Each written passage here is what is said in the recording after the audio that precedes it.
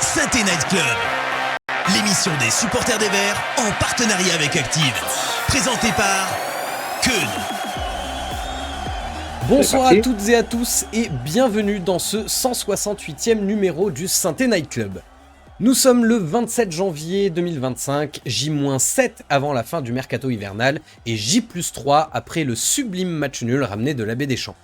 Pour ceux qui n'ont pas vu le match, sachez que c'était parmi les 5 matchs à ne pas rater au 21e siècle, à côté de matchs comme le 7-1 entre le Brésil et l'Allemagne en 2014, ou encore la remontada de Barcelone face à Paris en 2017.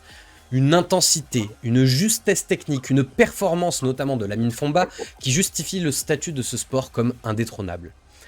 Bon, j'avoue que j'en fais peut-être un peu des caisses, mais je suis obligé pour que vous soyez attentifs, autant attentifs pendant le débrief de cette AJA à SSE que pour la partie mercato. Ce soir, c'est donc la 168e émission du Saint-Étienne Night Club. C'est beaucoup. C'est plusieurs années à commenter l'actualité des Verts chaque semaine, mais ça reste 42 fois moins que le nombre d'interventions sur la chaîne L'équipe de notre invité de ce soir. Et qui de mieux à recevoir en cette fin de mercato que l'homme qui depuis des années nous informe sur notre belle couleur verte dans le quotidien sportif de référence en France.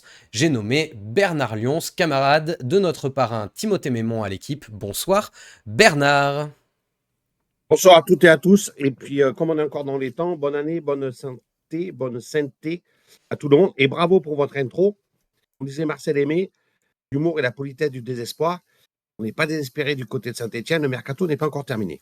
Le mercato n'est pas encore terminé, comme on le disait, J-7. Oui, parce que le mercato hivernal, cette année, ne se termine pas le 31 janvier, mais le 3 février. Ça tombe bien parce que la semaine prochaine, notre émission, ce sera le 3 février. Donc on pourra débriefer les derniers mouvements tous ensemble jusqu'à 23h.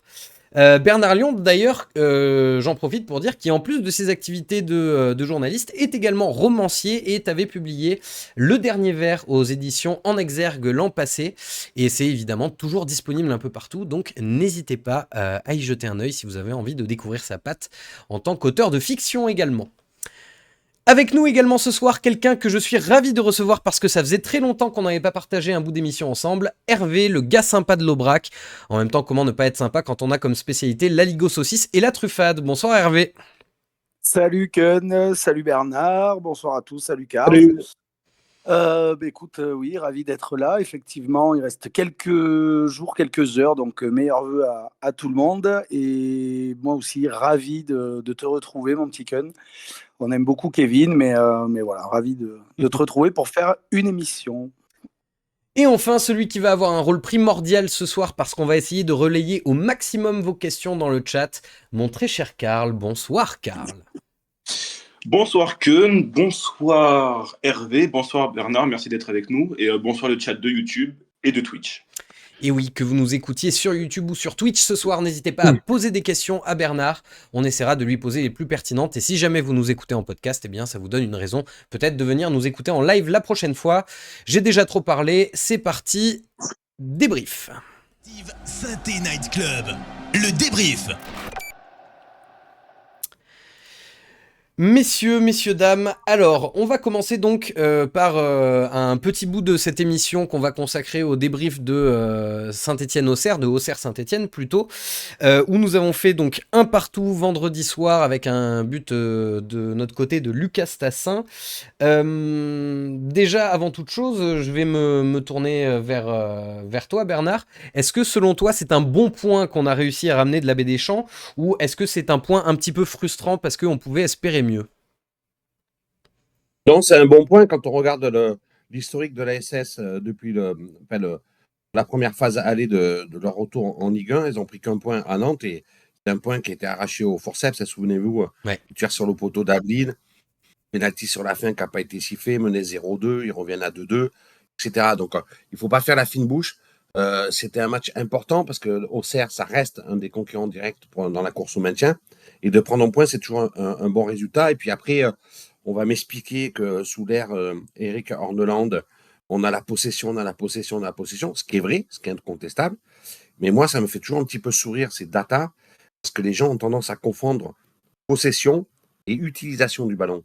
Et dans l'utilisation du ballon, cette équipe, elle est trop faible pour pouvoir espérer mieux que de l'emporter au stade de la Baie des Champs. Bah, c'est sûr que les datas, il faut les assembler les unes avec les autres. C'est sûr que là, si je vous ai affiché les stats du match, on est effectivement à 63 de possession de balle, ce qui est assez énorme. Mais par contre, ne serait-ce que la stat du nombre de tirs, on est dessous. Donc, ce qui prouve que effectivement, dominer n'est pas être, avoir la possession du ballon ne veut pas dire être dangereux. Hervé, est-ce que tu On était à rejoins? 75 hein, contre Nantes, les amis. Hein. C'est-à-dire, contre Nantes, on était à 75% de possession. Et au final, sur les 90-100 minutes, parce que maintenant, il y a le temps additionnel, c'est la mode, d'en rajouter, d'en rajouter, d'en rajouter. Tu as eu combien d'occasions nettes? On m'a beaucoup décrié le jeu d'Antoine Comboiré, mais je suis désolé, Antoine Comboiré, il avait un plan de jeu qui était très simple. Bloc bas, on attend, on contre. Et si Ablin avait été un petit peu moins maladroit sur ce match-là, Ouais. ça faisait 2-0 à la mi-temps, 3-0 à l'heure de jeu, l'affaire était pliée. Donc, à un moment, de me parler de révolution culturelle en changeant le style de jeu de l'équipe, et c'est très bien, mais le constat, il n'est pas plus compliqué que ça. Hein. C'est que Eric Horneland, et ce qu'il fait, c'est très intéressant et ça me plaît beaucoup, mais il n'a absolument pas les joueurs pour jouer comme ça. Et il fera comme tous les autres, au bout d'un moment, au bout de 10 matchs, quand il verra que le club risque de descendre, ben, il va fermer la boutique et ils balanceront des grands ballons devant pour essayer de se maintenir. Parce que, entre me parler de projets, de construction, de jeux, jeux léchés, de tout ce que vous voulez, je suis désolé. Et là, Saint-Etienne est revenu de façon absolument miraculeuse, je pense qu'on est tous d'accord là-dessus, en Ligue 1 cette saison. C'est pas pour redescendre un an après.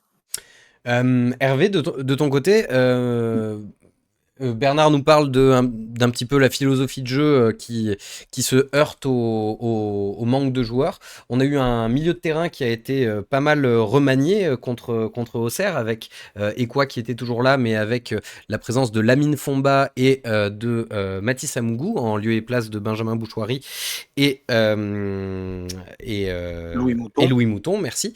Qu'est-ce que tu as pensé, toi, de ce milieu de terrain notamment en première période, puisque Fomba est sorti quand même assez rapidement, Hervé? Bah, disons que oui, le constat, je vais partager celui de Bernard. Maintenant, moi, je préfère quand même avoir une équipe qui se met à avoir le ballon.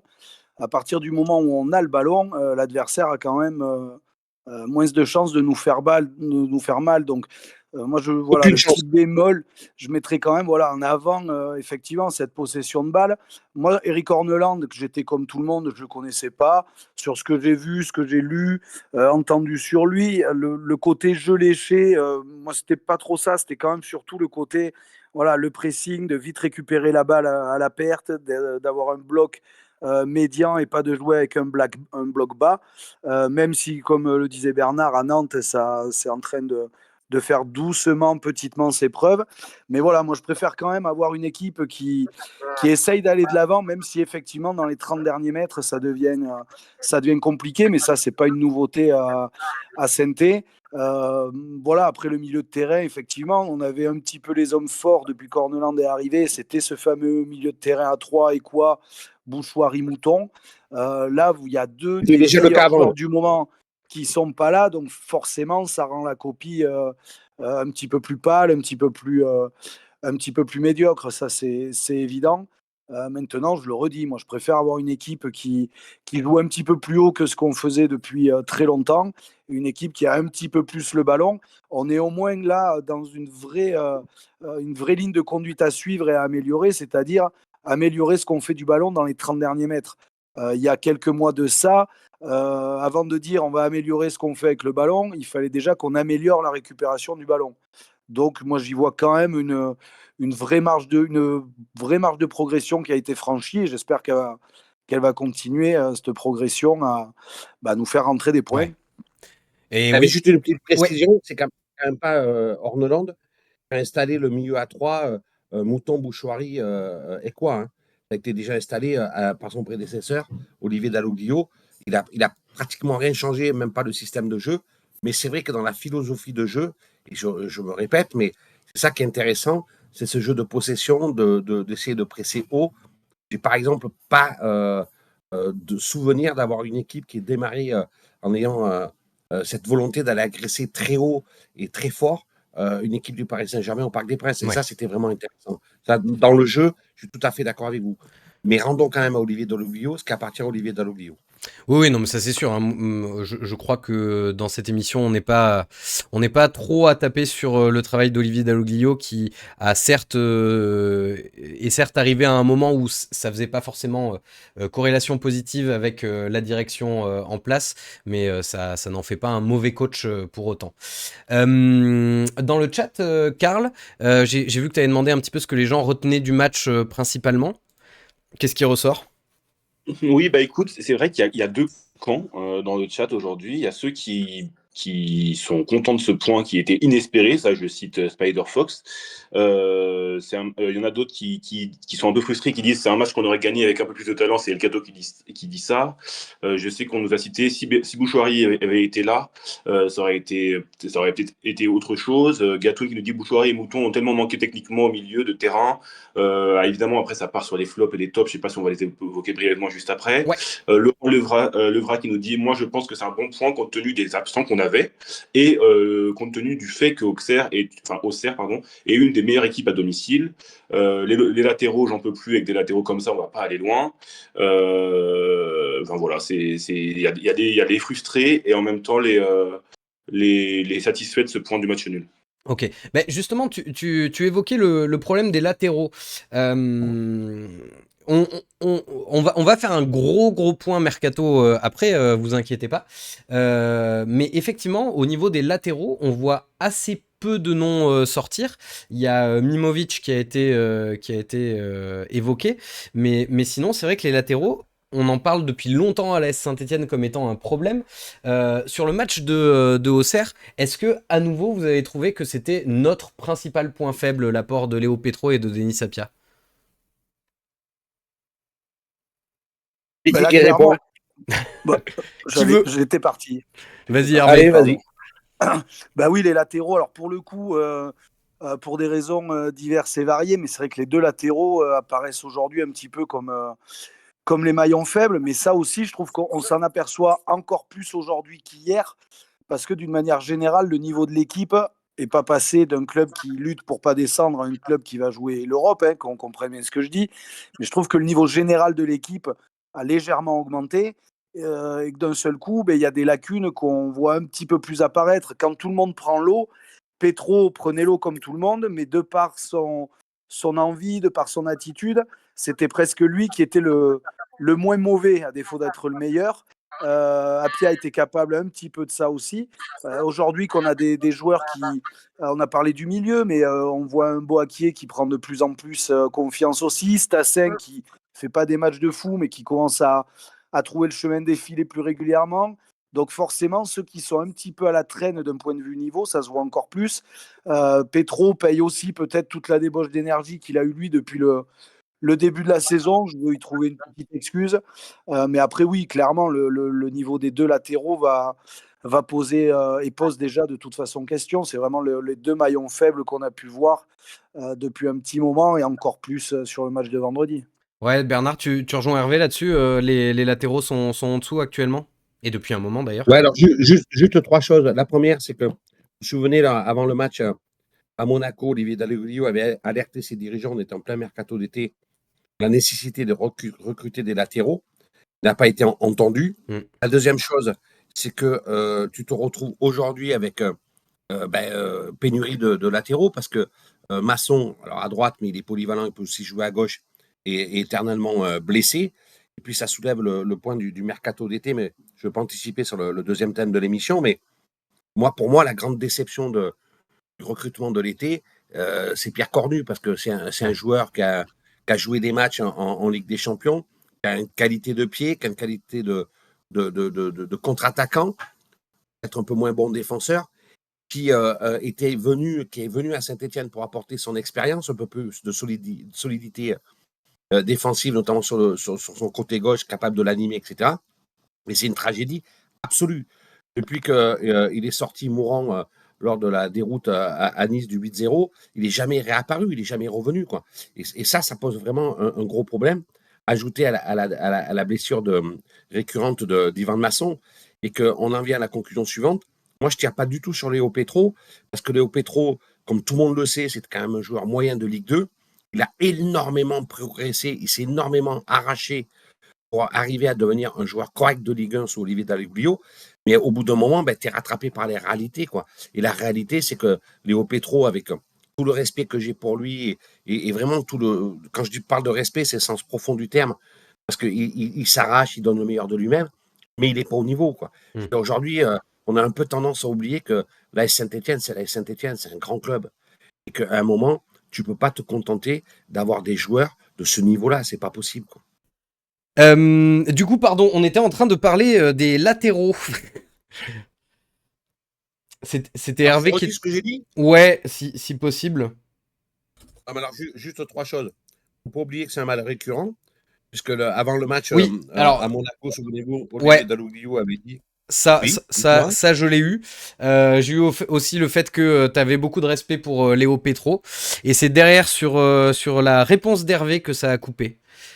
Davitashvili, il faudrait qu'il bouge un peu plus son cul pour Ah résumer ce que oui, j'ai mais dit enfin, juste avant. attendez, Davitashvili, il faut savoir ce que vous lui demandez. C'est un joueur qui débute cette année en Ligue 1 et qui est le seul joueur de Ligue 1 à avoir un ratio à plus de 50% des buts marqués par son équipe.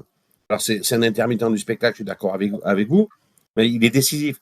Donc, à un moment, lui demander de défendre, de récupérer et de remonter le ballon, à mon avis, en l'état actuel des choses, c'est un peu trop lui demander.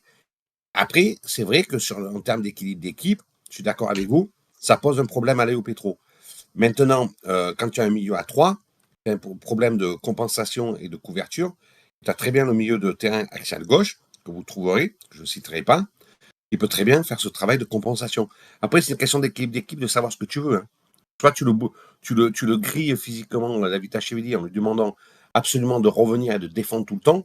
Soit tu lui laisses cette liberté d'action, d'accélération et de dribble et de créer des équilibres offensifs ou pas. Ça, c'est un choix. Yes. Bon, je suis désolé, je suis en train de vérifier que tout fonctionne correctement. A priori, c'est bon, on est de retour. Si jamais, j'espère que vous nous voyez et entendez correctement. Messieurs, on a parlé un petit peu de ce qui était négatif. On a parlé des flops, on va dire. Est-ce que vous avez envie de souligner la prestation quand même d'un de nos verts ce week-end? Bernard, est-ce qu'il y a un vert pour toi qui ressort du match positivement? Sur un match comme ça, d'une telle faiblesse technique, pas vraiment. Après, je suis intéressé par la progression, si progression il y aura, d'Augustin Boaquier. J'avais ouï dire que toutes les veilles de match à Geoffroy Guichard, il était gagné par le stress et l'angoisse. C'est pour ça qu'il avait déclaré forfait à plusieurs reprises. C'est un petit moteur, comme beaucoup de joueurs le sont à la Saint-Etienne. Vous savez, hein, on dit toujours les grands joueurs, c'est des intelligences tactiques, ce sont des joueurs qui sont techniquement au-dessus de la moyenne, etc., etc. Mais on oublie la donnée athlétique et physique. Vous regardez Messi, Ronaldo, Benzema et bien d'autres, Modric, sont des physiques complètement différents. Ils ont cette particularité de pouvoir enchaîner les efforts, de jamais être blessés. Waké, c'est un petit moteur, il a du mal à enchaîner. Et là, je trouve que, et c'est pour ça que quand il a fait son super match contre Reims, il n'a pas enchaîné, il n'a pas été titulaire au Parc des Princes. Maintenant, il a quelque chose, c'est un joueur qui a quelque chose. On va voir si, comme disait Jean-Louis Gasset, ils sont capables, à la Saint-Etienne, de le remplir et de lui apporter un peu plus de constance, parce que finalement, à Auxerre, dans un désert technique absolu, c'est lui qui provoque le coup franc tiré par Davitashvili, qui reprend le ballon et qui amène le but. Il a cette action où il est lancé par Stassin, il est légèrement hors jeu. Il crée quand même quelque chose. Voilà, dans un désert offensif total à Saint-Etienne, c'est quelqu'un qui crée quand il a le ballon. C'est pas Stassin qui court dans le vide et qui perd tous ses duels. Donc voilà, si je retiens, s'il fallait retenir quelqu'un, c'est lui et puis Michael Nadé aussi, parce que je l'ai trouvé vraiment, vraiment en difficulté contre Nantes. Je l'ai trouvé plutôt assez rassurant et solide à la Baie des Champs. Ouais. Ouais, Nadé qui est quand même depuis un an une sacrée révélation, un joueur qu'on n'attendait pas à ce niveau et qui fait beaucoup de bien à la défense stéphanoise. Hervé, est-ce que tu as envie de souligner la prestation d'un de nos verts ou d'un de nos dorés et noirs de ce week-end? Ben, moi, je vais mettre en avant Stassin, même s'il ne met pas un super but et que c'est consécutif, vraiment un petit coup de billard, etc. Il est là à la limite, voilà, où il faut et il met ce but. Mais je le cite aussi parce que je trouve que dans la relation avec Boakier, je trouve que voilà, c'est deux joueurs qui sont arrivés cet été, deux joueurs qui combinent de plus en plus, qui semblent voilà, bien s'entendre sur le terrain, parler un peu le même foot. Donc du coup, ouais, moi, Stassin, Boakier, je trouve que c'est vraiment pas mal. Ils sont dans le collectif. Alors, Stassin, effectivement, il perd beaucoup en énergie, en lucidité à courir un petit peu partout. Mais on dit souvent, voilà, le premier défenseur de l'équipe, c'est l'attaquant. Il montre un petit peu cet exemple-là de l'effort. Voilà, il est déjà quand même à 5 passes D, parce qu'on n'en parle pas de ses passes décisives, mais 5 passes décisives et 3 buts. Donc voilà, moi j'espère qu'il va continuer à prendre confiance, à être décisif. Et voilà, moi c'est cette relation avec Boakier, moi qui m'a pas mal plu. J'espère que ça va continuer. Ouais. Ok. Bah, tiens, je viens de voir dans le chat, mon cher Karl, que les gens donnaient un petit peu leur top. Qu'est-ce qui ressort des tops du match? Oui, écoute, il y en a qui notent quand même le bon match, selon certains, de Lucas Tassin. C'est René Chatre qui nous dit ça. Du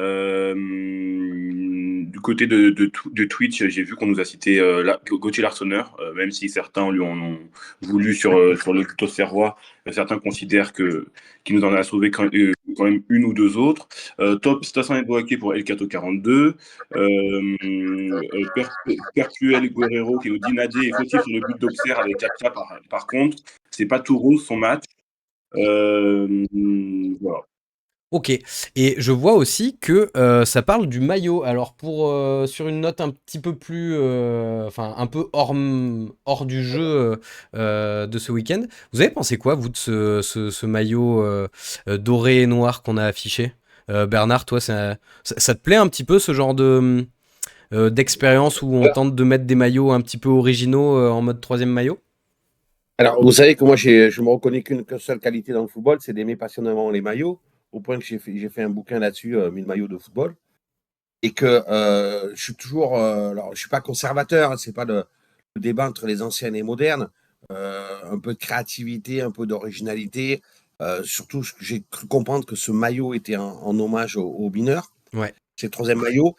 Contractuellement, ils sont pas forcément tenus, là, les Saint-Etienne, les dirigeants de la Saint-Etienne à jouer X match avec, mais celui-là, ils ont voulu le mettre un peu en valeur. Ben, moi, je trouve que c'est dommage parce que y a très peu de clubs au monde, j'insiste là-dessus, qui sont identifiables par une couleur. Mm. Il y a les Reds de Liverpool, il y a on va dire les Canaries de Nantes, quelques-uns dans le monde, et surtout les Verts de Saint-Etienne. Et pour moi, les Verts, ça reste les Verts. Alors quand ils jouent en blanc, je peux l'entendre parce que il y a les adversaires, etc. Mais voilà. Mais moi, je suis pas très favorable à ce genre de maillot, même si ça reste des maillots collector et des coups de marketing. Voilà. Pour moi, les Verts doivent jouer en vert. Je suis totalement d'accord avec toi. Le maillot en lui-même est pas moche, hein. Je le trouve même plutôt assez joli. Mais juste, ça me fait bizarre de regarder un match de Saint-Etienne sans voir du vert ou sans voir du blanc. Hervé, toi, t'en penses quoi de ce maillot? Bah, ce maillot, oui, comme vous venez de dire, il n'est pas vilain en soi tant que ça. Il y a le petit rappel pour les mineurs, c'est comme ça qu'ils nous le vendent. Non, moi, c'est un maillot, oui, plus en mode un petit peu sportwear, c'est-à-dire que tu mets, parce que à la limite, c'est même plus facilement portable que certains maillots verts, on va dire, dans le civil. Après, pour les joueurs et pour l'équipe fanion de Saint-Etienne, ouais, il y a un petit truc qui va pas, quoi, Ouais. c'est clair. Ouais. Bon, ceci étant dit, C'est un one shot, hein. oui, oui, oui, j'ai l'impression aussi que dans le chat, ça a pas Ouais, c'est énormément un one plu. shot. Ne stressez pas. Je ne pense pas qu'ils le reporteront en match officiel Ouais, dans la saison. ouais, ouais. Ok, très bien. Eh ben, écoutez, messieurs, si vous avez quelque chose à rajouter sur ce match contre Auxerre, je suis preneur. Sinon, je pense qu'on va pouvoir passer à la partie mercato, qui est quand même, mine de rien, un petit peu chargée ce soir. On a pas mal de choses à évoquer ensemble. Est-ce que vous voulez rajouter quelque chose sur cet Auxerre Saint-Étienne? Moi, je veux juste quand même Un parcours remettre en condamné, avant le fait. Pardon, j'y vais, un j'étais parti. parcours condamné démarrage. Allez, vas-y, Hervé. Non, moi, c'était de dire, voilà, c'est vrai qu'Auxerre, ça a été dit, mais il faut bien rappeler qu'Auxerre, c'est une des toutes meilleures équipes à domicile cette année. Aller chercher un point, on reste aussi sur un match où on concède l'ouverture du score et on arrive à revenir, chose qu'on ne faisait absolument pas avant, puisqu'à chaque fois qu'on concédait l'ouverture du score, on perdait. On avait réussi une fois à faire match nul face à Nantes. Tous les autres fois où on concédait l'ouverture du score, je le redis, on perdait. Là, voilà, on revient chez une équipe alors, qui avance mollement en ce moment, mais qui à domicile est plutôt intraitable, donc plutôt un bon point de prix. On gagne une place au classement avec ce match nul. Donc il faut, faut se contenter de ce qu'on a. Tout à fait, c'est Rennes qui prend la place de barragiste à notre place. Bernard, quelque chose à ajouter, ouais? Non, pour emboîter le pas sur ce qui vient d'être dit, c'est la 4e fois sous l'ère Orneland que les Verts concernent l'ouverture du score. Et à chaque fois, ils ont été capables de marquer. Alors, pas systématiquement capables de revenir au score, mais ils l'ont fait quand même 3 fois sur 4. Souvenez-vous, tu encaisses le but avant la mi-temps contre Reims, tu gagnes 3-1. Tu concèdes un but au parc, tu arrives à revenir à 2-1. Contre Nantes, tu es mené, tu reviens à 1-1. Et contre Auxerre, tu es mené à 0, tu reviens à 1-1 juste avant la mi-temps. Donc il y a un progrès là-dessus. Maintenant, l'autre marge de progression, ça sera d'arriver à ne pas concéder le premier but et aller, soyons fous, à marquer en premier. Ouais, ça c'est sûr que ça pourrait être sympa et si possible aussi sortir notre premier clean sheet de l'ère Orneland, ça pourrait être sympathique pour le prochain match contre Lille la semaine prochaine. On va passer un petit peu à la partie mercato. Parce que on a Bernard avec nous et Bernard est quand même un spécialiste du mercato de l'AS Saint-Etienne. Avant de commenter un petit peu les arrivées ou les potentielles arrivées, parce que pour l'instant il n'y a pas eu d'arrivée officielle, qu'est-ce qui coince un petit peu au niveau des départs espérés? On sait que Briançon, Tardieu, Cafaro, Monconduit sont des joueurs qui ne seront pas retenus en cas d'offre. Qu'est-ce qui explique la difficulté dans le dégraissage cet hiver, Bernard? Deux choses. La première, c'est les contrats. Vous savez que quand les joueurs ont rejoint la Saint-Etienne, qui était KO complet après avoir perdu en barrage contre Auxerre, pour attirer des joueurs, il y a eu deux choses. Ça a été des gros salaires et puis une clause glissée dans les contrats qui prévoyait 1 an supplémentaire en cas de montée. Donc cette clause a été actionnée pour beaucoup de joueurs avec une réévaluation salariale. Je prends un exemple tout bête, mais un joueur comme Lamine Fomba a pris 1 an de plus et marche à 60 000 euros brut mensuels. Ce qui veut dire quoi? Ce qui veut dire que pour le sortir, il faut qu'il touche au moins l'équivalent dans un autre club. Et vu le niveau des joueurs, ils ne toucheront pas l'équivalent. Ouais. Et la deuxième chose, c'est l'arrivée de Kimmersport Venture, qui est avec le milliardaire canadien Larry Tannenbaum. Et du coup, les clubs, et on va en parler après avec Cardona, les clubs concurrents ou les clubs vendeurs ou les clubs acheteurs se disent on est face à un milliardaire. Donc les prix sont forcément tirés vers le haut. D'un côté, tu as des joueurs qui ne veulent pas partir et d'autres qui veulent, et des clubs qui veulent les prendre, mais à moindre coût. Donc au final, ça donne une solution qui est bloquée. Et je rajouterai un dernier truc, c'est que c'est très complexe les mercatos. Je sais que les supporters, ils regardent toujours la réussite d'un mercato en fonction des arrivées. Moi, je fais toujours la balance entre les arrivées, les départs et l'équilibre d'un effectif. Et que pour sortir des joueurs dans un club, ça va paraître un peu étonnant ce que je vais vous dire, mais c'est un métier. C'est-à-dire qu'il y a des agents qui sont spécialisés pour ça, il y a des directeurs sportifs qui sont spécialisés pour ça, et à Saint-Etienne, ils n'ont ni l'un ni l'autre. Donc, à mon avis, à moins d'un miracle, il n'y aura aucun départ. Ok. Justement, pour revenir sur les noms que j'évoquais dans les départs, Mathieu Cafaro, qui fait partie des joueurs qui ont quand même un peu de temps de jeu, mais qui ne seraient pas retenus. On a parlé d'un intérêt de Caen pour Mathieu Cafaro, et on a parlé également d'un intérêt de Saint-Etienne pour le Breton. Est-ce que tu penses que éventuellement, dans le deal, il pourrait y avoir Cafaro qui rentrerait en compte? C'est 2 cas complètement différents. Cafaro, il ne rentre pas dans ce que je viens de vous expliquer parce que, si je ne dis pas de bêtises pour une fois, il est libre au 30 juin. Donc lui, Mathieu, Cafaro, il a tout intérêt, c'est de retrouver un club dès à présent, parce que s'il va ronger le banc jusqu'à la fin de la saison, pour retrouver un challenge intéressant, ça va être compliqué. Un joueur qui ne joue pas a quand même beaucoup plus de mal à son âge à retrouver un club. S'il a une possibilité de partir dès à présent et de signer sur un contrat de 1 an et demi, 2 ans, plus 6 mois, etc., pour lui, c'est intéressant. Donc, lui, il a plutôt intérêt à partir à l'inverse que d'autres joueurs. Alors, Thomas Monconduit, il se retrouve dans son cas, si je ne dis pas de bêtises. Mais Thomas Monconduit, il est blessé depuis le début de la saison. Alors, sa situation personnelle est différente. Ce qui concerne le Breton, c'est un joueur qui est sorti, qui est apparu sur les datas qui sont chères à Kilmer. Et effectivement, c'est un joueur sur lequel les dirigeants de la Saint-Etienne veulent investir. Mais il y a une double problématique. Déjà, c'est la situation sportive du Stade Malherbe de Caen, qui n'a pas du tout intérêt à se déplumer au milieu de terrain avec un de ses meilleurs joueurs, parce que le Breton, c'est un joueur qui est très jeune, mais qui est installé au milieu de terrain du Stade Malherbe avec Yann N'Vila quand il n'est pas blessé. Et du coup, l'intérêt pour eux, pour les dirigeants de Malherbe, c'est surtout pas de sortir maintenant. Ils vont pas s'affaiblir. Alors, le deal qu'avait essayé de proposer la Saint-Etienne, c'était de le prendre maintenant, faire un mercato d'investissement, comme ça a été fait il y a quelques années sous la précédente direction, de le laisser en prêt jusqu'à la fin de la saison, de permettre à Caen de se sauver et de l'avoir à partir du 1er juillet. Le gros problème qu'il y a, c'est que vous savez qu'il y a une nouvelle direction au Stade Malherbe de Caen. Quand ils ont acheté le club, ils étaient à peu près 4e ou 5e, si je ne dis pas de bêtises, et qu'aujourd'hui, ils sont avant-derniers. Parce que ce sont des gens qui se sont auto-déclarés agents de joueurs, fils d'eux, donc président autoproclamé, etc. Et en fait, ils n'ont aucune compétence dans le football. Ils n'ont rien voulu entendre, et même pas entendre le deal proposé, qui pour moi est un bon deal de l'AS Saint-Etienne, et que du coup, ça va être compliqué pour faire venir Noël Le Breton dès à présent. Au mois de juin, on en rediscutera, parce que si jamais le club, et je ne leur souhaite pas quand descendent en national, là, la donne elle sera complètement inversée.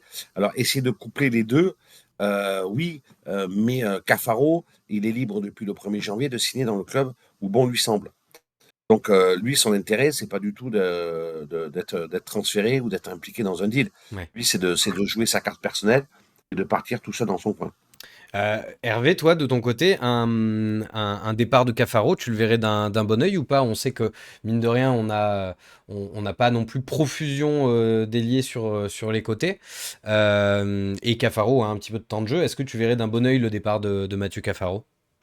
Oh, je lui mettrais même les deux yeux, tu vois. Non, ouais, Cafaro, voilà, on le sait maintenant, il ne va pas y avoir de révolution pour Mathieu Cafaro pardon, à Saint-Etienne. Voilà, c'est un joueur qui sort très très vite des matchs. Dès qu'il prend un tampon, il n'est plus là.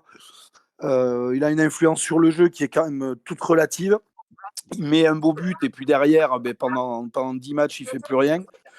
Voilà, c'est un joueur qui a réagi à des moments où justement il était piqué, où il y avait un petit peu de concurrence éventuellement. Il était capable de ressortir 2-3 bons matchs, mais c'est trop peu suffisant. Des Cafaro, des Briançon, des Monconduit, des Tardieu. Voilà, c'est des joueurs qui avaient une mission de nous faire monter en Ligue 1 très rapidement. Ils y sont arrivés plus ou moins, mais c'est des joueurs qui, même en Ligue 2, de toute façon, n'étaient pas au-dessus du lot. Donc, moi, le départ de Cafaro, non, ça me dérangerait pas du tout, du tout. Ok. Je pique un petit peu ton travail, Karl, mais je vois dans le chat une question pour Bernard. J'aimerais savoir si Bernard pense que nous sommes assez forts financièrement pour garder nos joueurs qui peuvent être dragués par d'autres clubs. Exemple, Bouchoirie. Oui, ça c'est incontestable. C'est pas une question de puissance financière, c'est une question de politique sportive qui est mise en place. Je m'explique. Mathis Amougou est dragué depuis l'été dernier, notamment par le Bayer Leverkusen, où son entraîneur Xabi Alonso, l'Espagnol, avait mis 3 joueurs à recruter dans l'été, et Amougou arrivait en 3e position, donc c'était pas rien, quoi.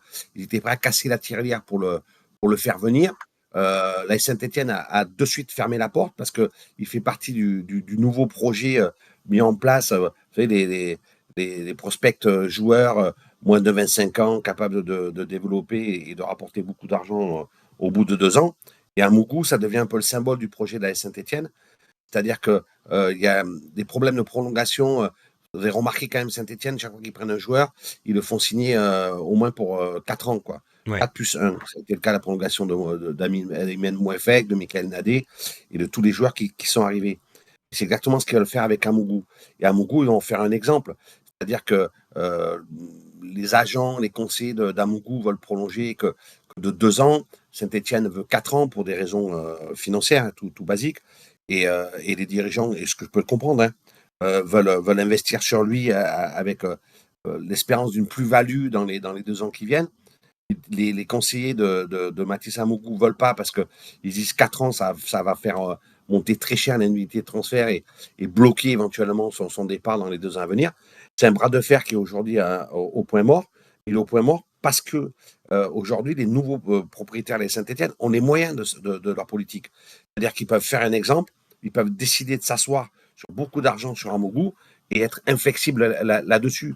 Donc oui, ils ont vraiment les moyens de leur politique, de leur projet sportif, et dérangeront pas ça, ni sur les salaires, ni sur la durée des contrats, ni sur ce qu'ils veulent mettre en place. Alors, quitte à perdre Amougou l'été prochain ou même d'ici la fin de ce mercato-là, mais je les connais un peu et ils lâcheront pas là-dessus, quoi. Ils Ouais. lâcheront pas là-dessus parce qu'ils ont les moyens de leur politique et c'est quelque chose qu'il faut que les supporters aient bien en tête. C'est vraiment nouveau à la Saint-Etienne. Ça fait 20 ans que c'était plus arrivé. Enfin, 20 ans parce que je suis optimiste. Mais ouais, ils ont vraiment les moyens de leur ambition et ils ont une politique sportive qui est mise en place. On est d'accord, on n'est pas d'accord. Ils ont un projet de développement du club pour le ramener en haut de tableau dans les 5 ans et de l'installer pour les années qui viennent. Et ils vont y arriver justement parce qu'ils ne dérangeront pas leurs principes. Et Et qu'on ne là, fera pas comme on a fait trop longtemps à Saint-Etienne. Vous vous rappelez, quand on était embêté, eh ben, on a bradé Pierre-Éric Aubameyang pour boucher les trous ouais, 13 devant la millions à DSCG Dortmund. au 30 juin, comme on l'a fait avec plein de joueurs qu'on devait absolument vendre avant le 30 juin. Aujourd'hui, là, Saint-Etienne, au regard de la situation des droits télé, de la situation économique des clubs français qui est très très compliquée, ben, les dirigeants de Kilmer, ils ont cette liberté-là. Ouais. Et ça, c'est une chose extraordinaire pour les Saint-Étienne. Je ne pense pas que les gens le mesurent vraiment, ce qui s'est passé ce jour béni là, du 2 juin où Saint-Étienne monte en prolongation et le lendemain, jour la deadline de la vente du club, le club il est absolument vendu. Ouais. Il faut absolument que les gens comprennent à Saint-Étienne. Et moi, j'ai pas arrêté d'écrire que le club serait vendu cette année-là. Tout le monde disait, ouais, vous l'avez dit. Mais là, c'était une question de survie, quoi. C'était une question de vie ou de mort. Si Saint-Etienne n'avait pas été vendu au 3 juin, il faut vraiment que les gens aient ça dans la tête. Le club, il avait un destin à la Girondine de Bordeaux, quoi. Ouais. Ça, il faut vraiment le comprendre. Oui, non, mais Alors ça, après, ça, c'est clair sur que la c'était une énorme chance. Juste pour terminer sur le dossier Matisse Amougou, au stade où on sent les négociations, là, toi, tu dirais que on a plus de chances de le voir partir, par exemple, à Chelsea, puis prêter à Strasbourg ou ce genre de deal comme on peut voir ces derniers mois, ou plutôt de le voir prolonger à Saint-Étienne. Alors, moi, j'ai pas de pièce en l'air, hein. Vous savez, en matière de négociation de transfert, c'est extrêmement. C'est une matière qui est très meuble. C'est-à-dire, même quand les transferts sont faits, au dernier moment, il peut toujours avoir une surenchère, il peut toujours avoir un désistement, il peut toujours se passer des trucs. C'est Hashtag pour ça que Anthony ça Mounier. passionne autant. Mais non, mais c'est pour ça que les transferts, ça vous passionne autant. Parce que c'est bloqué. Vendredi, je discutais avec des gens de Saint-Etienne sur la pelouse de la Baie des Champs. Ils me disaient le transfert de Cardona, il est complètement bloqué parce que c'est quadripartite et c'est extrêmement complexe. Et puis 2 jours après, ça s'est débloqué. Enfin, 2 jours après, ça s'est débloqué. Donc voilà, moi, je trouve juste que Kilmer a mis en place une politique sportive. Alors, encore une fois, on est d'accord, pas d'accord, c'est pas le problème. Le seul truc que j'apprécie, moi, c'est qu'ils s'y tiennent, quoi.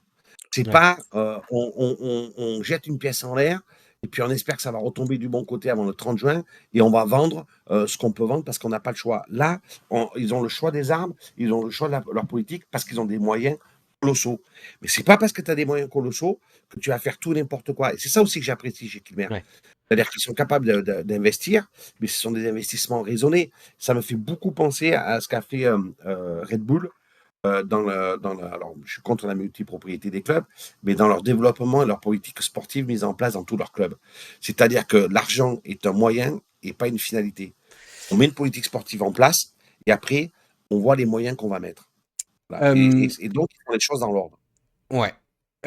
Juste par rapport, c'est là où on voit que tu es un homme de médias, hein. T'as enchaîné directement en évoquant le cas Cardona. Hervé, toi de ton côté, un retour de Cardona, puisque on parle quand même de quelque chose qui a priori devrait être annoncé officiellement dans les 48 heures.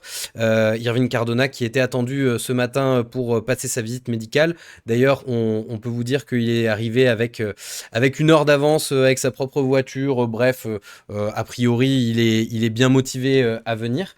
Toi, le retour d'Irvine Cardona, je me souviens qu'on avait un petit peu parlé au mercato précédent, mais est-ce que tu es heureux du retour d'Irvine Cardona, Hervé? Alors, moi, le totem, entre guillemets, d'Irvine Cardona, moi, j'attends de voir ce qu'il va faire sur le terrain. Qu'il revienne, c'est très bien.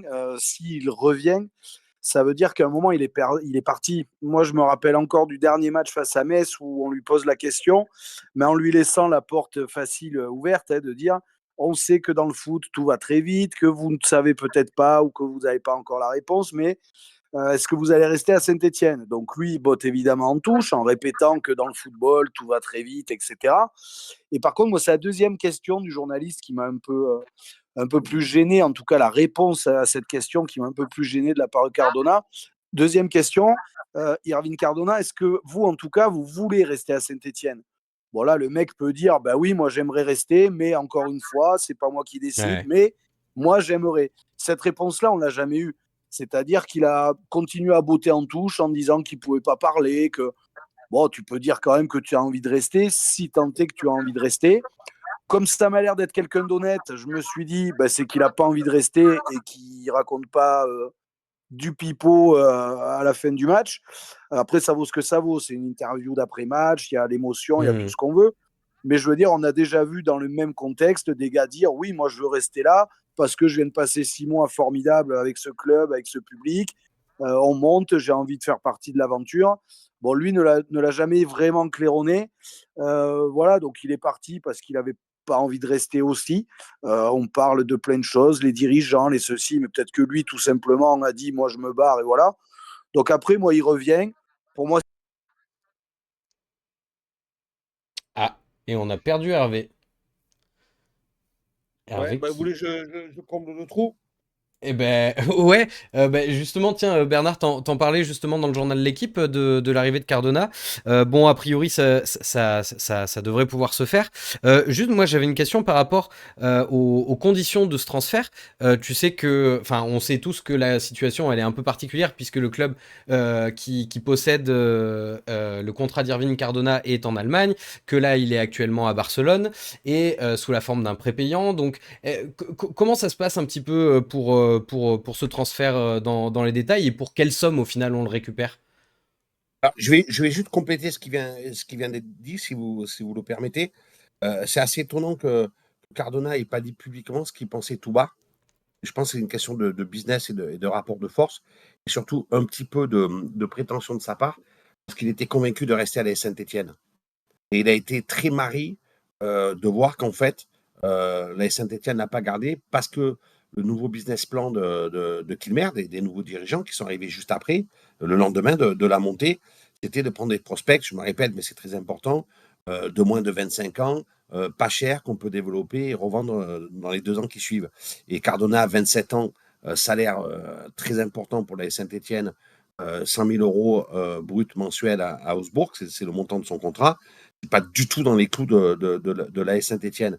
Et quand il est parti, il a loué son yacht, il est parti en famille, en mer et tout. Il était convaincu de rester à Saint-Etienne. Hmm. C'est ce qu'il voulait et c'est ce qu'il pensait faire. Mais entre-temps, il y a un changement de direction. Il rentrait plus dans les clous de la nouvelle politique mise en place. Et du coup, il n'est pas resté. Il n'est pas resté et il a trouvé un point de chute à l'Espagnol de Barcelone, où au passage, il a augmenté son salaire, qui est passé à 120 000 euros brut par mois, qui est absolument inaccessible pour Saint-Etienne. Et même si Saint-Etienne peut le payer, par rapport à ce que je vous expliquais, Saint-Etienne ne voudra pas le payer et ne le payera jamais. Donc à partir de ce moment-là, il est parti à l'Espagnol de Barcelone, il a fait une opération financière, mais il a gardé Saint-Etienne dans son cœur et il voulait absolument revenir. Et c'est pour ça qu'il revient. Parce qu'il a tout accepté, toutes les conditions salariales de la Saint-Etienne. Il avait mis une condition sine qua non, c'était de revenir, mais pas pour un one-shot comme il avait fait l'année dernière, c'est-à-dire un prêt sec de 6 mois et je repars derrière. Il a dit, si moi je viens, j'ai une option d'achat obligatoire et je m'inscris dans la durée. Et en fait, visiblement, tout le monde a lâché. Augsbourg, l'Espagnol, la Saint-Etienne et Erwin Cardona. Il y a effectivement une clause avec une option d'achat de 3 millions d'euros le concernant pour un contrat de 4 ans derrière. On revient à ce que je disais tout à l'heure, les 4 ans plus 1, là, ça fait une demi-saison plus 4 ans derrière, mais elle n'est ni automatique ni obligatoire. C'est-à-dire qu'au mois de juin, les dirigeants de la Saint-Etienne peuvent décider de ne pas le garder et de ne pas investir 3 millions d'euros sur lui. Donc ça veut dire que Cardona va jouer une grosse partie de sa carrière à 27 ans à partir de cette semaine. Maintenant, il y a aussi une chose qu'il faut que les gens aient bien en tête, c'est que le mercato d'hiver, c'est un mercato d'ajustement. Ça veut dire quoi un mercato d'ajustement? Ça veut dire que c'est de te renforcer avec des joueurs qui généralement sont en échec dans leur club, donc ils sont en déficit physique. Rappelez-vous Cardona l'année dernière, hein, il ne jouait pas à Augsbourg, il est arrivé. Je me souviens d'un match à Pau, je me souviens d'autres matchs à l'extérieur où il était sorti, alors je ne sais plus où c'était, je crois que c'était à Dunkerque avec des poches de glace sur les mollets, il était bouilli rôti parce qu'il n'était pas compétitif. L'avantage qu'il y a cette année, c'est la donne est complètement différente. Il a joué 16 matchs avec l'Espagnol de Barcelone. Il est à peu près compétitif tout de suite. Il a une énorme envie de briller de nouveau sous le maillot stéphanois. Et c'est quelqu'un qui, alors on va dire, c'est un joueur qui est pratiquement prêt. Voilà. Ce qui est très rare dans les mercatos d'hiver. Ouais. On le voit avec Seko Fofana, par exemple, à Lens, qui est complètement rôti. Donc, son entraîneur Sampaoli est obligé de l'inventer attaquant, oui, à Rennes, etc. Ouais. Vous voyez ce que je veux dire? Là, Cardona, porté par la foule, porté par le public, par son envie de revenir, il a consenti à casser son salaire en deux, je crois, de la part fixe de son salaire. Et voilà. Donc finalement, ça a amené les nouveaux dirigeants de la Saint-Etienne à changer un peu d'avis sur lui, sur ce dossier, et à le faire. Donc on peut espérer que c'est une bonne pioche pour la Saint-Etienne, parce que Saint-Etienne a vraiment besoin de joueurs.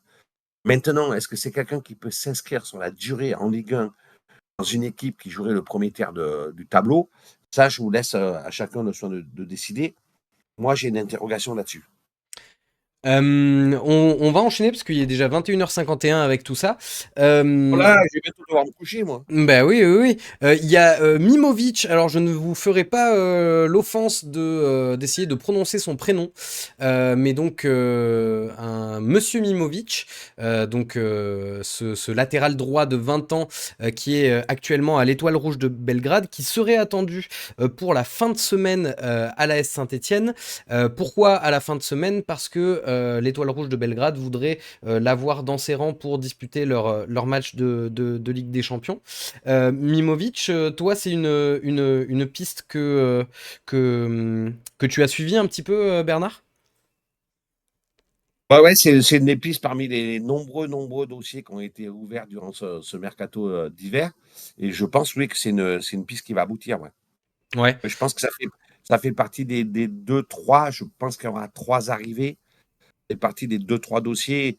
Et je pense que ça sera le deuxième ou le troisième.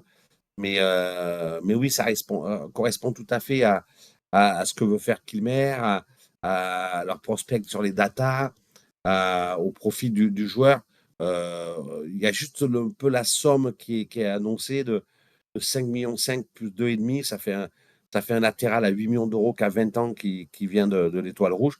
Ça me paraît beaucoup d'argent, mais oui, le profil, je pense que c'est un joueur qui va venir à Saint-Etienne. Ouais.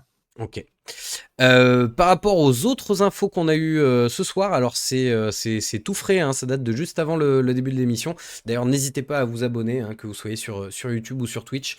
On est là tous les lundis avec le Synthé Night Club et puis d'autres émissions, la chronique de Joss, les avant-matchs, tout ça.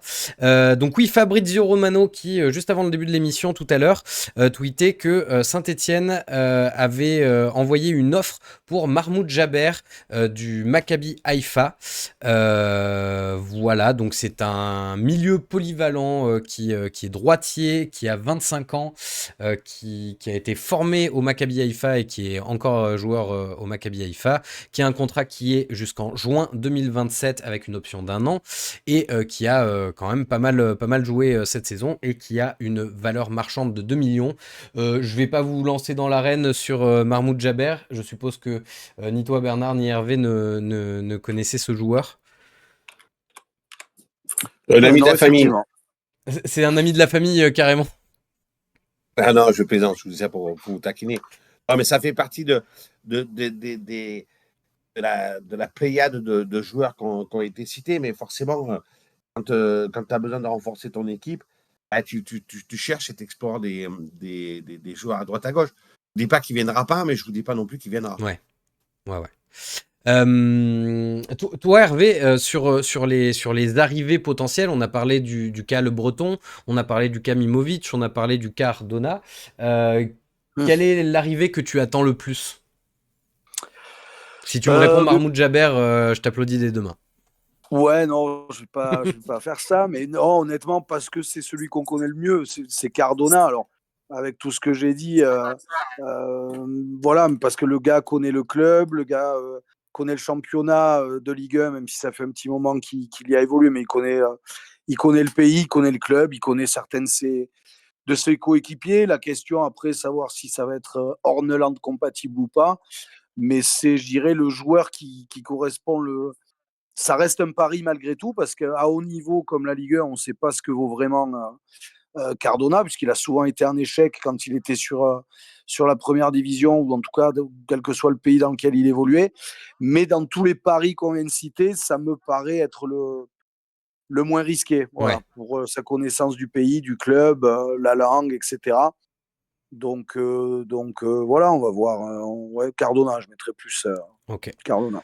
La Langue, qui est un très bon film d'ailleurs. Karl, est-ce que dans le chat, il y a des questions que tu aimerais faire remonter pour Bernard ici présent? Bah écoute, il y a pas Diaziti qui nous dit et la rumeur Vinicius. Il y a Clément qui nous demande quels sont les autres noms visés. J'imagine que si Bernard les a pas sortis dans l'équipe, c'est qu'il y a une raison. Que pense Bernard du maintien? Mais on n'est plus trop sur le sujet. Mais oui, Bernard, est-ce qu'on peut avoir ton avis sur est-ce que tu penses que la SSE a ses chances pour se maintenir? C'est une équipe qui n'a pas survolé la Ligue 2 la saison dernière. Qui a été mal renforcée, je trouve, l'été dernier, parce que Gilmer est parti du postulat selon lequel la Ligue 1 est à peu près du même niveau athlétique et physique que le championnat d'Autriche ou le championnat de Belgique. Demandez à Boakier qui vient d'Autriche et à Stassin qui vient de Belgique ce qu'il en pense. Ce n'est pas du tout le cas. Et que sur les 9 recrues, alors on va dire qu'il y en a à peu près 8 qui n'ont pas répondu. Et dans les 8, je mets Bianold, bien sûr, parce qu'il s'est blessé, alors que c'est un joueur très intéressant. Et voilà, on a parlé de Cornu, on a parlé d'Abdelhamid et des autres. Donc c'est une équipe qui est pas armée pour moi pour se maintenir. La chance qu'elle a, c'est qu'il y a des équipes qui sont aussi faibles qu'elle. La vraie question, c'est de savoir, est-ce que tu as des équipes encore plus faibles?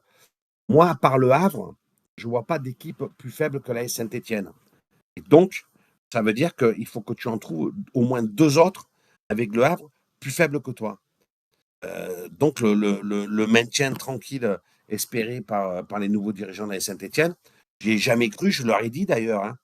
On s'est un peu brouillé là-dessus parce que je leur ai dit que. Ce que je vous dis là, je leur ai dit en privé, donc je peux me permettre de le dire publiquement. Je trahis aucun secret. Je pense que ça va être extrêmement compliqué. Maintenant, il reste encore une semaine d'ici la fin du mercato d'hiver et effectivement, l'équipe peut être renforcée. Et d'ailleurs, je vous invite à un sujet de réflexion. Mais pas quand même que c'est assez extraordinaire quand même depuis 2-3 ans. À chaque fois, on espère le salut de la Saint-Étienne par les mercatos. Alors, Ouais. souvent le mercato d'hiver, parce que les mercatos d'été sont ratés, et qu'à un moment, il faudrait peut-être un petit peu arrêter avec ça, quoi.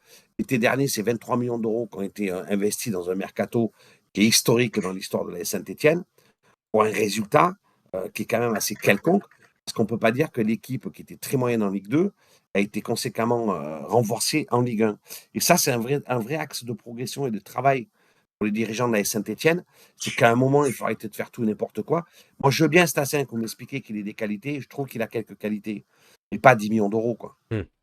C'est un joueur qui vaut comme Boaké, allez, 2 millions, 2 millions 5, 3 millions. Tu peux rajouter 1 million d'euros ou 2 en fonction de bonus divers et variés, mais tu peux pas casser la tirelire sur un joueur comme Stassin, qui ne s'est même pas imposé dans son club formateur, qui est Anderlecht.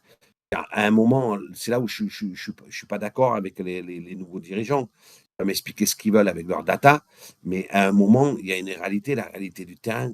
Et Stassin, ça deviendra peut-être un très bon joueur. Pour l'instant, à ce prix-là, c'est un joueur qui est surpayé. Et que l'équipe, la vérité, c'est qu'elle n'a pas été renforcée. Et quand tu mets 23 millions et que tu t'appelles à Saint-Etienne, normalement, tu devrais arriver à recruter quelques joueurs qui te permettent d'avoir un maintien tranquille peinard entre allez, on va dire la 10e et la 15e place. Bah, et là, tu risques de te faire peur jusqu'à la fin. De Et toute dernier façon, truc, ouais. un peu long, excusez-moi, mais dernier truc qui, moi, me désespère avec ces mercatos, notamment les mercatos d'hiver, c'est que je pensais que dans la stratégie du club, comme quoi j'arrête pas de me tromper sur la Saint-Etienne, je m'auto-flagelle en direct avec vous, mais quand tu joues 3 matchs hyper importants contre des concurrents directs pour ton maintien, à savoir Reims, Nantes et Auxerre, et que tu fais venir les recrues après ces 3 matchs-là, tu te compliques quand même sérieusement la vie. Ouais. Parce que si sur ces 3 matchs-là, tu prends 7 points, je veux dire, au début février, ton maintien, il est pratiquement peinard. Tu aurais mis la tête sous l'eau d'Auxerre, la tête sous l'eau de Nantes, et on n'en parlait plus. Là, tu risques de devoir batailler jusqu'à la fin de la saison. Alors, ça va être super pour le suspense, mais franchement, je trouve qu'on aurait pu se l'éviter, quoi. Surtout si tu as les moyens. Ouais, je suis d'accord et Karl nous disait la même chose aussi avant le match. Et ce dont tu parlais au niveau du prix des transferts, bah, c'est sûr que dans un football toujours plus financiarisé, ça ressemble quand même beaucoup effectivement à ce qu'on pourrait voir au niveau de la spéculation. Est-ce qu'il y avait d'autres questions rapidement, Karl, dans le chat que tu avais envie de faire remonter? Karl? Ah mince, pardon. Oui, pardon. J'avais pas mis des mutes. Oui, il y a une question des gens qui se demandaient pourquoi l'option d'achat était plutôt vers 3 millions et pas vers 1,8 million comme c'était le cas pour l'Espagnol. Parce qu'à un moment, tu es obligé de négocier. Je veux dire, Augsbourg, ils ont une espèce de dossier qui les embarrasse avec Cardona qui leur appartient jusqu'au 30 juin 2027. Et qu'à un moment, ben, quand tu as un club qui est demandeur comme la Saint-Etienne et tu as un autre club qui est après lâché, c'est l'Espagnol de Barcelone, mais toi, tu es le propriétaire, c'est une négociation. C'est une négo. Et qu'à un moment, Augsbourg, ils ont fait monter les enchères. Et qu'ils se sont dit, bah, il y a peut-être un moyen de récupérer la mise sur Cardona, parce que Saint-Etienne le veut absolument, parce que c'est bloqué avec l'Espagnol Barcelone sur le paiement du prépayant de cette saison en cours, et que donc du coup, bah, c'est du marchandage, et c'est du business, quoi. Ouais. Mais encore une fois, je le rappelle, c'est pas une clause mécanique, hein.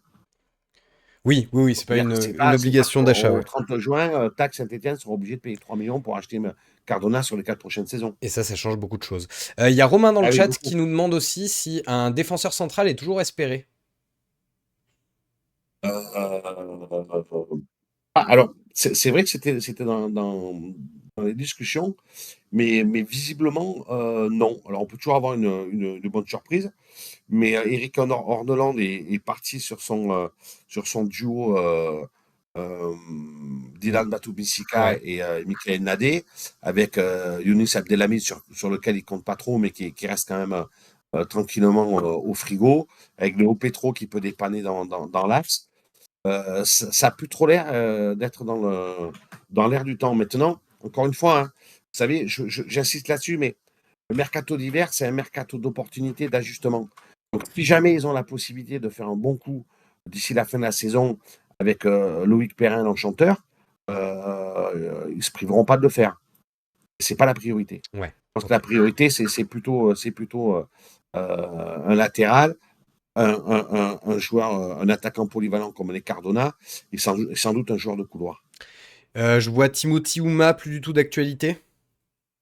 Pardon? Timothy Ouma, plus du tout d'actualité. Moi, je dis pas ça parce que tant que le mercato n'est pas Ouais, terminé, ouais, ouais. je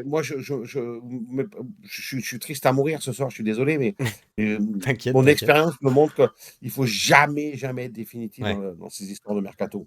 ok. Vous êtes pas à l'abri qu'un club saoudien propose 20 millions d'euros sur l'Arsenal et que l'Arsenal il parte au dernier jour du mercato. Non, mais vous voyez ce que je veux dire? Ouais. J'exagère un peu, je vous taquine, mais bon, tout est possible. Très bien. Il est 22h03. Je vous propose quand même que, avant de terminer cette émission, on se fasse notre petit quiz traditionnel. J'ai préparé 3 petites questions. Est-ce que tu as envie de rajouter quelque chose sur cette partie mercato, Bernard, avant qu'on conclue l'émission avec le quiz? Non, à part que je vous donne rendez-vous dans l'équipe pour lire les infos. Eh ben très bien. On ira zioter tout ça dans l'équipe. Et puis on ira aussi jeter un œil à ton livre, Un dernier verre aux éditions En Exergue, qui est disponible dans toutes les bonnes librairies. On va passer donc au quiz de l'émission. Vous le savez, 3 questions. Donc ce soir, ce sera Hervé contre Bernard. Et je vais commencer avec la lecture d'une petite biographie de joueur. Et vous devez retrouver quel joueur c'est pour pouvoir faire une proposition. Et c'est un Stéphanois? C'est un ancien Stéphanois, tout à fait. Ah, forcément. Hein. Ah bah forcément, on est une émission qui s'appelle le Saint Night Club. On commence donc avec la bio d'un joueur aujourd'hui retraité. Un joueur gaucher, né le jour de Noël 1980. Qui a commencé sa carrière de footballeur à Lille en 1998. Contrairement à ce qu'on peut voir régulièrement, il commence par jouer en tant que milieu de terrain et avancera vers les postes de l'attaque au fur et à mesure de sa carrière. Après 3 saisons dans son club formateur de Lille, il rejoint l'ES Waskehal, je ne sais pas comment on prononce, pendant 2 saisons. De retour au LOSC, il participe aux épopées européennes de 2005 et 2006 avant de rejoindre l'AS Saint-Étienne. Il s'impose chez nous comme titulaire étant... Landrin. Non, c'est pas Landrin. Étant régulièrement... Éliminé, donc. Dernis. La main Dernis. est à Hervé Oui. et c'est Geoffrey Dernis, effectivement. Et oui, bien sûr, bravo. Il s'impose en étant titulaire régulièrement à côté de Pascal Feindouno en 2009. Il décide de quitter le Forêt pour rejoindre le MHSC. Après 3 saisons, il s'engage pour le Stade brestois où il reste 2 petites années. Deuxième question, on va se rappeler des bons souvenirs étant donné qu'on joue la semaine prochaine contre Lille. On va se rappeler un bon souvenir d'un soir de 19 mai 2018 où l'AS Saint-Étienne s'était imposé 5-0 contre Lille. J'imagine que vous vous souvenez de ce match, le 19 mai 2018 où on avait gagné 5-0, exactement, triplé de Romain Amouma. Messieurs, je vais vous demander de faire des petites enchères sur le nombre de joueurs que vous pouvez me citer sur la feuille de match ce soir-là, c'est-à-dire soit titulaire, soit sur le banc, rentré en jeu ou pas. Hervé, tu penses pouvoir me citer combien de joueurs de ce soir-là ? 5. 5. Bernard, tu penses pouvoir m'en citer combien ? 1. Romain Amouma. Romain Amouma. Eh bien, du coup, la main va à Hervé. Hervé, c'est à toi. Alors, Romain Amouma. Romain Amouma, ça marche. Robert Beric. Robert Beric, Ouais, est-ce qu'il était là ce soir ? Eh bien oui, il était là ce soir. Il y est, puisque Amouma lui enlève même un but. À un moment, il aurait pu le laisser marquer, mais voilà. Du coup, donc Romain Amouma, c'est fait. Robert Beric, c'est fait. 2018, et on a dit Ouais.